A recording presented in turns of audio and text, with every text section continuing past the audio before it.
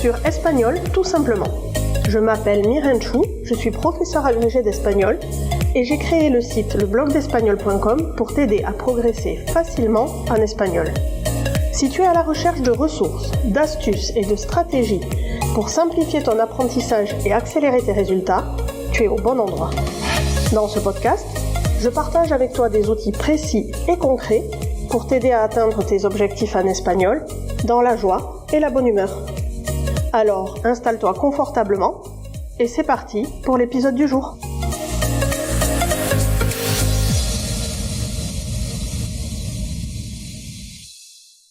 Hola, hola, bienvenue sur ce nouvel épisode de Espagnol tout simplement, dans lequel je suis ravie de te retrouver, d'autant plus que c'est le premier de cette nouvelle année. Je veux donc commencer par t'adresser mes meilleurs vœux de santé, bien sûr, de bonheur et évidemment de réussite en espagnol. J'espère que la période des fêtes de fin d'année a été douce, reposante et lumineuse et que tu pourras prendre un petit moment pour toi en ce début d'année pour faire le point sur ce que tu souhaites réaliser en espagnol en 2024 et te fixer de vrais objectifs pour progresser. Dans ce contexte, l'épisode du jour est idéal pour bien commencer l'année.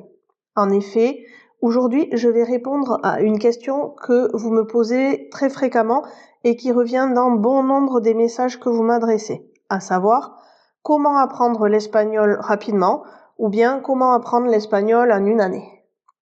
Alors aujourd'hui, j'ai décidé de te révéler mes meilleurs conseils et de te dévoiler de manière détaillée comment je m'y prendrais si je devais recommencer l'espagnol depuis zéro et que je me donnais 1 an pour apprendre. Mais avant ça, la première question qui t'est probablement venue à l'esprit, c'est apprendre l'espagnol en 1 an, est-ce que c'est vraiment possible ?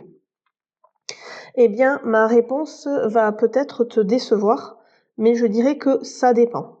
Concrètement, ça dépend de nombreux facteurs tels que ton niveau actuel, le niveau que tu veux atteindre, le temps et les ressources que tu es prêt à investir, et ça dépend aussi de ta capacité d'apprentissage et de ton niveau de motivation.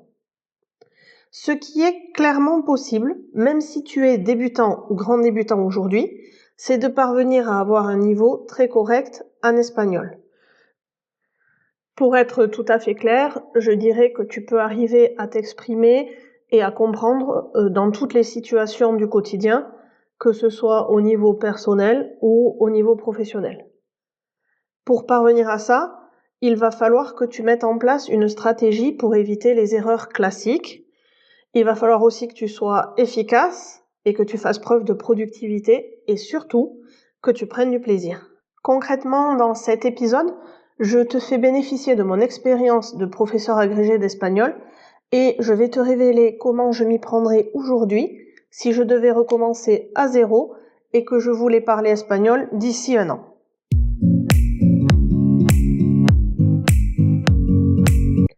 Et on va commencer par la partie méthode. À ce niveau, il y a 3 piliers sur lesquels tu peux t'appuyer pour progresser rapidement. Si tu me suis depuis quelque temps, tu sais probablement déjà quel va être le premier pilier, la régularité.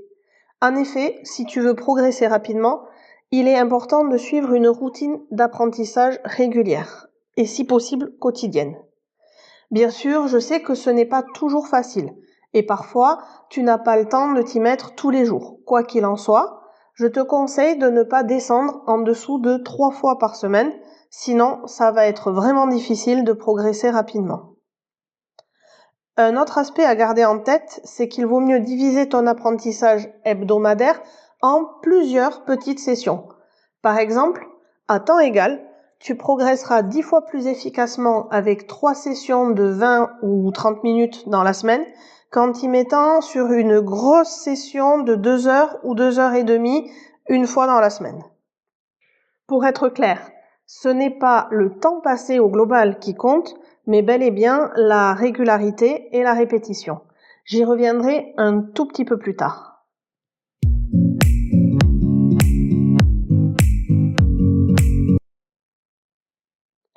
Le deuxième pilier fondamental pour progresser, c'est de t'organiser et de ne surtout pas te disperser.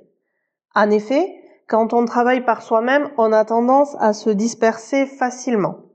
Je te recommande donc de commencer par définir ton gros objectif, l'objectif final, c'est-à-dire pourquoi tu veux parler espagnol et quelles seront les compétences dont tu auras vraiment besoin. Puis, il faut fragmenter ce gros objectif en sous-objectifs qui soient efficaces, c'est-à-dire qui soient spécifiques, mesurables, atteignables, temporellement définis. Si tu ne sais pas comment fixer ton objectif, tu peux télécharger gratuitement mon guide pour bien démarrer en espagnol sur le site leblogdespagnol.com. Je te mettrai le lien dans les notes de cet épisode.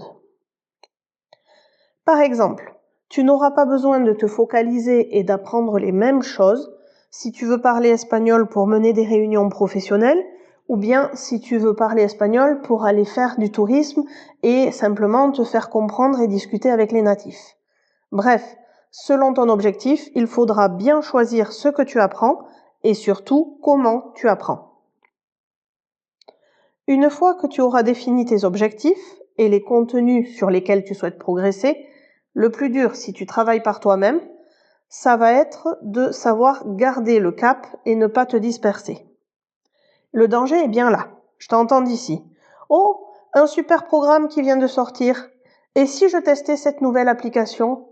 Bon, allez, je vais aller écouter des films en VO, j'ai entendu dire que c'est super pour progresser. Oh, et puis non, je ne comprends rien, je vais plutôt acheter une grammaire ou alors écouter des podcasts.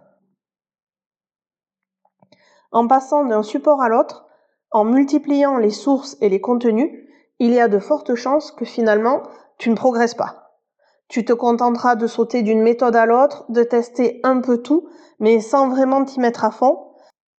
Et finalement, il y a fort à parier que tu en sois quasiment au même point dans un an.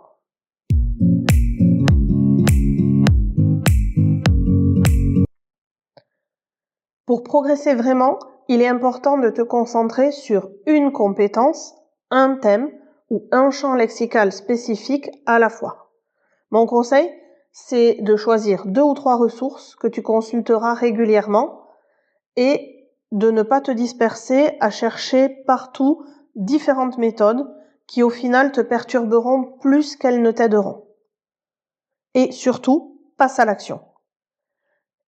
Je ne sais pas si tu connais la loi de Pareto. C'est une loi qui explique que 20% de tes connaissances vont te permettre de te débrouiller dans 80% des situations. Si tu appliques cela, ça va t'aider à mieux comprendre et assimiler les concepts plus rapidement. Le nombre de mots nécessaires pour s'exprimer correctement dans 80% des situations en espagnol est estimé entre 2000 et 2500 mots. Ça représente le vocabulaire de base nécessaire pour comprendre et s'exprimer sur des sujets courants de la vie quotidienne. Et ça comprend aussi les contextes professionnels de base. Bien sûr, connaître davantage de mots te permettra une compréhension et une expression plus approfondie, plus variée, mais avec ces 2000 mots, tu posséderas déjà une bonne compétence conversationnelle en espagnol. Le souci, c'est qu'il faut bien choisir et cibler ces mots. Et c'est là qu'on revient à ton objectif. Si ton but, c'est de voyager, de partager des moments du quotidien avec les hispanophones, il faut te concentrer sur les mots de base du quotidien. Les principaux aliments, les basiques, on est d'accord qu'il est inutile de savoir comment comparer tous les types de choux ou de courges existants, mais par contre, les pommes de terre, les carottes, la viande, ça c'est utile. Tu peux aussi te concentrer sur les directions, le temps qui fait, le temps qui passe, et les expressions idiomatiques de la rue, surtout celles qui sont familières. En revanche, si tu apprends l'espagnol parce que tu en as besoin au travail, il faudra connaître les mots techniques de base de ton domaine professionnel. Savoir comment passer un appel, écrire un mail. Mais quoi qu'il en soit, apprends d'abord ce que tu manipuleras au quotidien avant de te lancer dans l'apprentissage des détails qui seront certes utiles, mais plus tard. Mieux encore, les chercheurs ont établi que 50% de n'importe quelle conversation dans n'importe quelle langue se fait avec une centaine de mots uniquement. En d'autres termes, Si tu as en mémoire les 100 mots les plus courants en espagnol, tu seras capable de comprendre 50% de ce que tu écouteras ou liras dans cette langue, et ceci dans toutes les situations du quotidien. Parfois, on a tendance à se rassurer en allant se perdre dans les détails, en croyant que ce sera utile de connaître plus de choses. Mais pour moi, toute la subtilité réside au contraire, au moins au départ, à savoir faire des choix et à cibler l'essentiel. D'ailleurs, si tu écoutes cet épisode au moment de sa sortie, sache que je vais très prochainement proposer un pack complet tout un an pour se remettre à l'espagnol de façon claire, efficace et ludique, et surtout pour progresser rapidement avec l'essentiel de la grammaire et de la conjugaison espagnole en infographie, avec des fiches spécialement pensées pour te faire gagner du temps et te simplifier la vie, des fiches visuelles, colorées, pédagogiques, qui vont à l'essentiel et sans superflu. Il y aura aussi du vocabulaire avec des thématiques du quotidien en images, toujours du vocabulaire vraiment utile, avec des listes de fréquences, des flashcards d'expressions du quotidien, des flashcards faux amis, et surtout, ce pack proposera un plan d'action concret avec la méthode clé en main qui va te donner l'énergie et les stratégies pour booster ton espagnol, passer du niveau débutant à un niveau avancé en te concentrant sur l'essentiel et surtout en te faisant plaisir. Et ça me fait une transition parfaite avec le 3e pilier fondamental pour apprendre, qui est précisément le plaisir.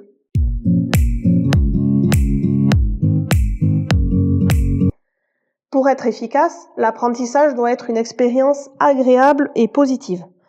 Si tu prends du plaisir à apprendre, tu es plus motivé et plus investi. Ça te permet de mieux retenir les informations et plus tard, de les utiliser plus facilement. Dans les problèmes souvent rencontrés par les gens qui m'écrivent pour me poser des questions ou pour me demander des conseils pour apprendre l'espagnol, je retrouve très souvent une espèce d'écœurement de la langue dû à un apprentissage très scolaire et bien souvent complètement rébarbatif. Si, au contraire de ça, tu parviens à te débloquer, à prendre du plaisir à ton apprentissage et à développer une attitude positive envers la langue et la culture, ça te mènera à une approche beaucoup plus ouverte et plus curieuse. Et il existe plein de façons pour rendre l'apprentissage de l'espagnol plus ludique et plus intéressant. Par exemple, tu peux regarder des films ou des séries en espagnol pour t'habituer à la prononciation et au rythme de la langue. Tu peux aussi écouter de la musique en espagnol et apprendre les paroles pour améliorer ton vocabulaire et ta compréhension orale. Tu peux faire des jeux de rôle, des conversations avec des locuteurs natifs, de la lecture en VO. Il existe plein de pistes, à toi de trouver la tienne. Mais par contre, rappelle-toi qu'il faut toujours que tu sois actif. Si tu regardes des séries pendant des heures ou que tu écoutes des dizaines et des dizaines de chansons mais que tu n'es pas concentré dessus, tu ne progresseras pas plus que si tu faisais autre chose.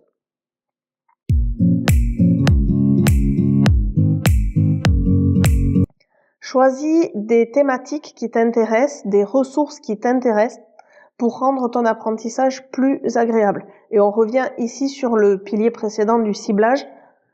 Il faut que tu te restreignes dans un premier temps à ce qui t'intéresse.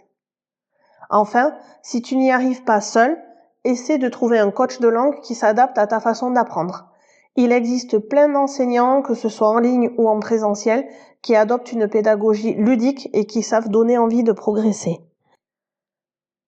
En bref, l'apprentissage ne doit pas être une corvée et prendre du plaisir à apprendre une langue est la clé pour progresser efficacement et développer une compétence conversationnelle solide. Et voilà, on a fait le tour de ce qui concernait la partie méthode.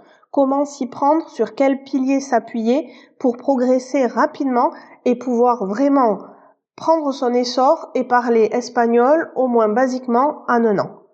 Je te laisse là pour cet épisode de podcast et on se retrouve dans le prochain pour faire le tour de chacune des compétences compréhension écrite, compréhension orale, expression écrite et expression orale. On va voir ensemble quoi mettre en place et comment s'y prendre pour atteindre vraiment ces objectifs et progresser efficacement. Pour autant, n'attends pas le prochain épisode avant de te lancer. Tu peux d'ores et déjà prendre un papier, un crayon ou ton ordinateur et établir ton plan d'action, comment tu vas établir tes objectifs, comment tu vas les mener à bien, introduire du plaisir dans ton apprentissage et te concentrer sur une seule et unique méthode. N'hésite pas à me faire un petit mot, un DM sur Instagram, un mail à hola@leblogdespagnol.com pour me donner des nouvelles de ta progression d'ici quelques jours ou quelques semaines. Mais surtout, lance-toi. Passe à l'action, pratique et on se retrouve très prochainement avec d'autres contenus pour progresser en espagnol. Ciao, ciao!